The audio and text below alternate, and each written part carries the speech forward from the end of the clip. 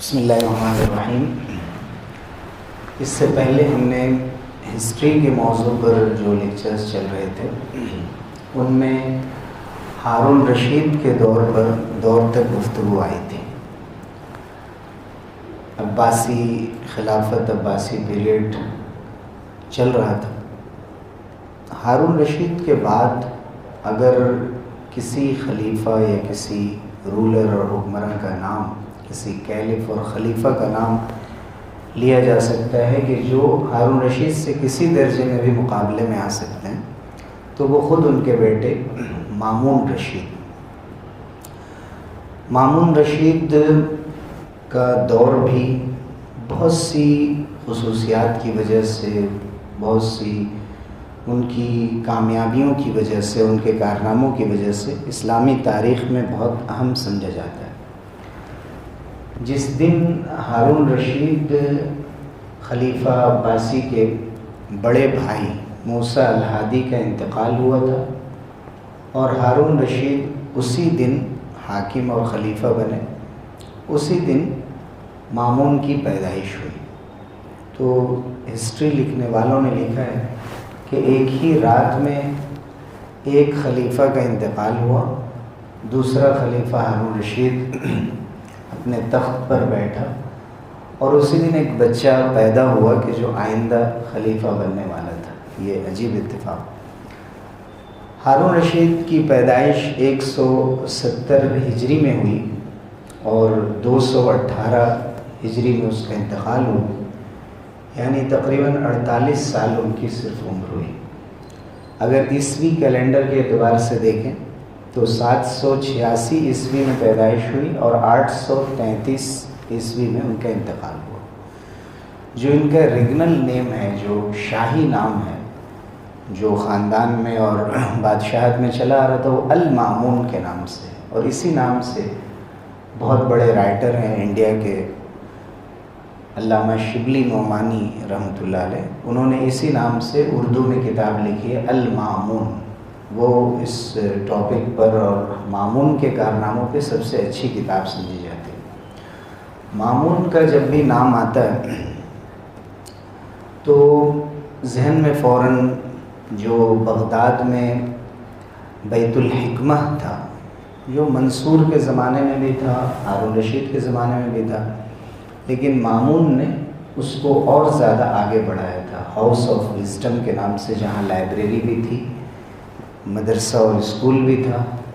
اور اس کے علاوہ اور بھی بہت سی ایکٹیویٹیز وہاں ہوتی تھی۔ ایک دارالترجمہ تھا جہاں ٹرانسلیشن کا کام ہوتا تھا دنیا کے مختلف زبانوں سے عربی زبان میں،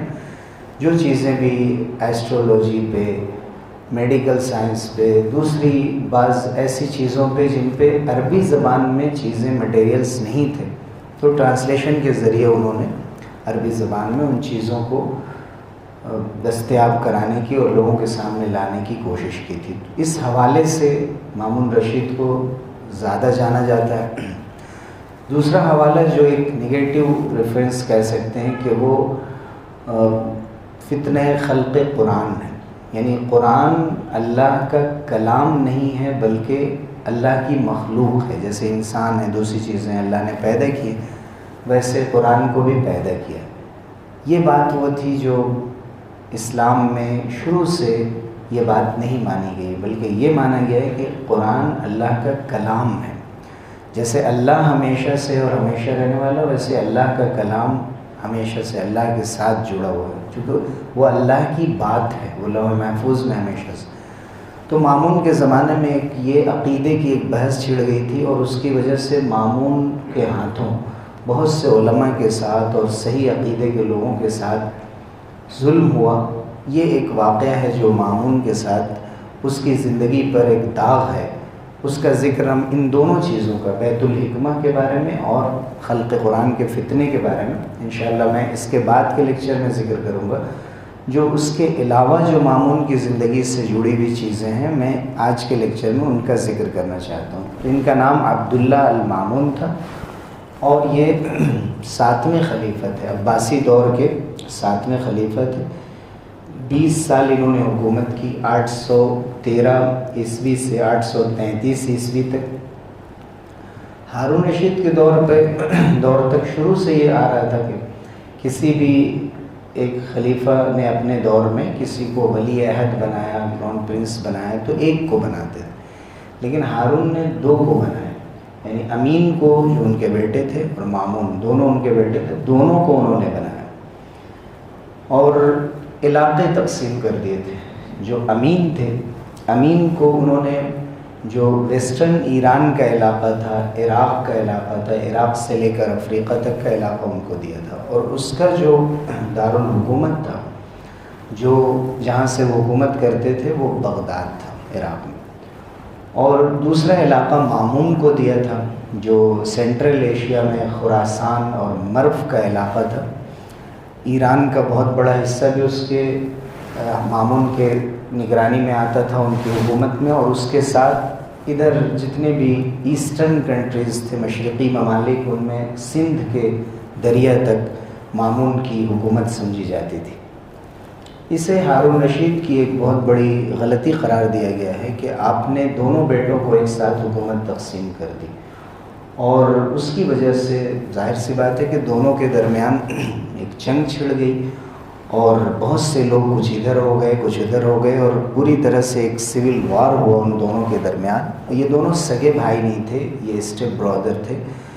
ہارون رشید کا جو قریبی بیٹا کہا جائے گا وہ تو امین ہی تھا، چونکہ امین زبیدہ کا بیٹا تھا، زبیدہ مشہور ہارون رشید کی بیوی۔ لیکن جو یہ مامون ہے یہ مراجل کے بیٹے ہیں۔ مراجل ہارون رشید کی ایک باندی تھی، کنیز تھی، لیکن مامون کے اندر صلاحیت زیادہ تھی، ان کے اندر حکومت کرنے کی ایبلٹیز زیادہ تھی۔ اس لیے مورخین نے لکھا ہے کہ یہ جو کچھ بھی ہوا، مامون کے ذریعے سے امین کا قتل ہوا یا بعد میں ان کا قتل ہوا، جو بھی واقعہ پیش آیا ہو، لیکن مامون نے جب حکومت سنبھالی ہے تو ایک ایسا آدمی عالم اسلام کو اور مسلم ورلڈ کو ملا جس کی اس وقت ضرورت تھی۔ امین کے اندر ویسی صلاحیت موجود نہیں تھی۔ مامون نے جب حکومت سنبھالی ہے تو اس وقت بغداد میں ایک بہت بڑا مسئلہ پیش آیا، چونکہ میں نے جیسا کہ ذکر کیا کہ امین کی حکومت بغداد میں تھی، یعنی بغداد سے وہ حکومت کرتے تھے۔ مامون سینٹرل ایشیا، مرو، خراسان کا جو علاقہ مسلم ہسٹری میں بہت مشہور ہے، وہاں سے کرتے تھے۔ تو امین کے دنیا سے گزر جانے کے بعد یا اس کے قتل کے بعد بھی تقریباً 6 سال تک مامون رشید نے وہیں سے مرو سے حکومت کی، لیکن جب انہوں نے دیکھا کہ بغداد میں بہت زیادہ بگاڑ پیدا ہو رہا ہے اور وہاں کچھ لوگوں کے اندر بغاوت پیدا ہو گئی، اور بغاوت کی وجہ بھی مامون ہی تھے، چونکہ مامون کے جو استاذ تھے، جو اتالیق جسے کہتے ہیں، جو پرائیویٹ ٹیوشن دیتے ہیں شاہی خاندانوں میں، ان کو اردو زبان میں اتالیق کہتے ہیں، تو ان کے کچھ اتالیق تھے جو کہ شیعہ تھے۔ انہوں نے مامون کے ذہن میں یہ بات ڈال دی کہ حضور صلی اللہ علیہ وسلم کے بعد حضرت ابوبکر صدیق رضی اللہ عنہ خلیفہ بننے کے قابل نہیں تھے، بلکہ حضرت علی رضی اللہ عنہ تھے، پہلے وہ افضل تھے۔ یہ بات مامون کے ذہن میں بھی چلنے لگی، یہاں تک کہ اس زمانے میں شیعوں کے جو 12 مشہور امام ہیں، اثنا عشری جو شیعہ ہیں، اثنا عشر کے معنی 12 کے ہوتے ہیں، تو ان میں امام موسیٰ رضا کاظم ہیں۔ موسیٰ رضا کاظم کو انہوں نے اپنا کرون پرنس تک بنا دیا، ولی عہد بنا دیا ان کو، جس کی وجہ سے عباسی شہزادوں کو یہ بات برداشت نہیں ہوئی اور ایک طرح کی بغاوت پیدا ہو گئی، بغداد میں بہت زیادہ بگاڑ پیدا ہو گیا۔ تب مامون رشید کو مرو چھوڑ کر بغداد آنا پڑا، اور بغداد آ کر انہوں نے سنبھالنے کی کوشش کی، اور بھی کئی طرح کی چیزیں اور بغاوتیں وہاں پیش آئی۔ ہارون رشید کے دور کی جو ایک اہم خصوصیت ہے کہ ترک قوم کے اندر اسلام کی اشاعت ہوئی، اور اسی زمانے میں کابل میں اور اشروسنا، ان علاقوں میں جو سینٹرل ایشیا کا علاقہ تھا، یہاں اسلام پھیلنا شروع ہوا، اور یہاں کے جتنے بھی حکمران تھے وہ اسلام میں داخل ہوئے۔ اس کے ساتھ ساتھ میں نے جیسے کہ ذکر کیا کہ میں بیت الحکمہ اور خلق قرآن کے بارے میں آگے ذکر کروں گا، چونکہ بہت اہم واقعات ہیں۔ اس سے پہلے میں مامون رشید کی کچھ غلطیوں کا جو ہم نے ذکر کیا، اس کے ساتھ ہی اگر اس کے پازیٹیو پہلوؤں کو دیکھا جائے تو وہ بہت ہی نرم دل انسان تھا، بلکہ ہارون رشید سے بھی زیادہ اس کو نرم دل سمجھا جاتا تھا۔ لوگوں کو معاف کر دینا، سخاوت کرنا، لوگوں کے ساتھ دریا دلی کے ساتھ پیش آنا، یہ اس کی خصوصیت تھی۔ اور اس کے ساتھ ساتھ اس نے جو علم اور ادب کی، لٹریچر کی خدمت کی، ٹرانسلیشن کے میدان میں کام کیا، وہ اس کے علاوہ۔ اسی طرح انصاف بھی بہت تھا اس کے اندر، یہاں تک کہ وہ ہر اتوار کو اپنی مجلس صبح سے شروع کرتا تھا ظہر تک، کہ کوئی بھی آدمی ڈائریکٹ آ کر رعایا میں سے کوئی بھی کسی کی بھی شکایت پیش کر سکتا ہے۔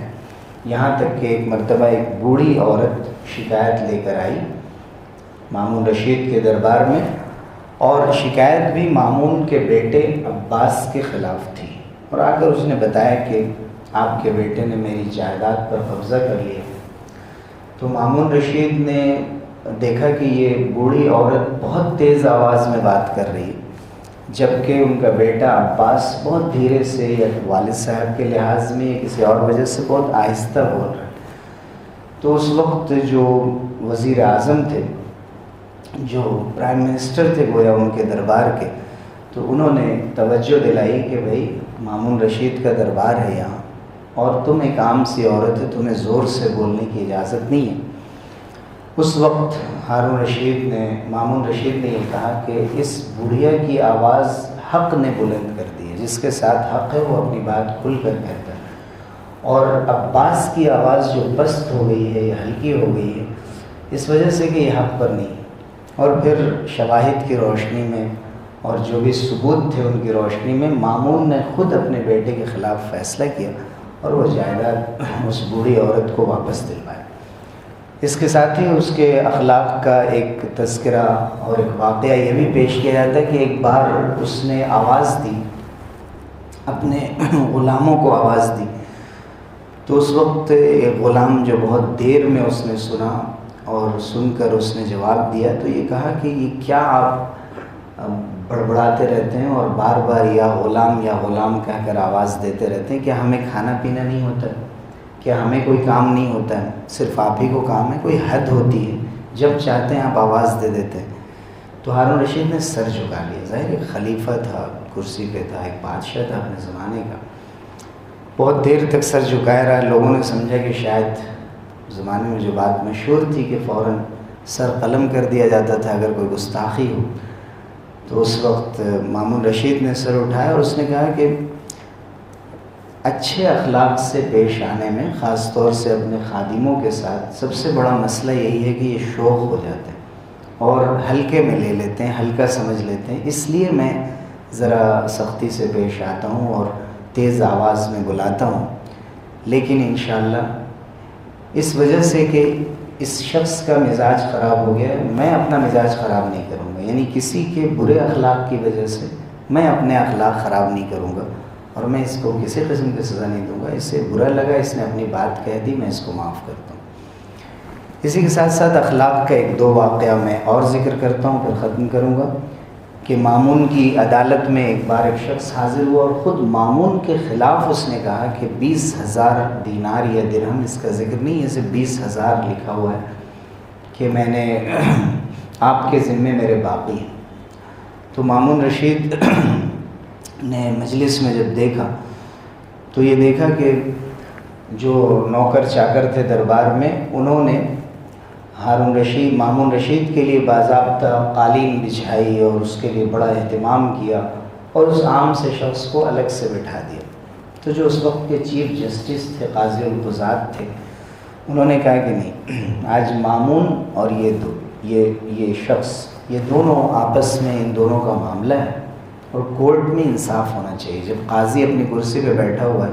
اور دو لوگوں کا معاملہ ہے، دو پارٹیز کا، تو دونوں برابر درجے میں بیٹھائے جائیں گے۔ اور یہاں تک ہمارے فقہ کی کتابوں میں لکھا ہوا ہے کہ ایک کو دائیں اور ایک کو بائیں بھی نہیں بیٹھایا جائے گا، کیونکہ جس کو آپ نے دائیں بیٹھایا اس کا مطلب اس کی فضیلت زیادہ ہے آپ کے ذہن میں، دونوں کو سامنے بیٹھایا جاتا تھا۔ تو اس وقت کورٹ میں جب قاضی القضات نے کہا کہ یہ قالین اٹھا دی جائے اور ایک ساتھ بیٹھایا جائے دونوں، یعنی خلیفہ کو اور عام سر شخص کو، تو جب مامون نے یہ دیکھا اور اس کو معلوم ہوا کہ ایسا ہمارے چیف جسٹس نے ایسا کیا ہے، تو انہوں نے کہا کہ اس کی تنخواہ بڑھا دی جائے، کہ آج بھی ہمارے دربار میں ایسے لوگ ہیں جو مجھ سے ڈر کر کوئی غلط فیصلہ نہیں کرتے اور غلط کام نہیں کرتے۔ تو جب امن و امان کا یہ حال ہو تو سوچیے کہ رعایا کتنے سکون اور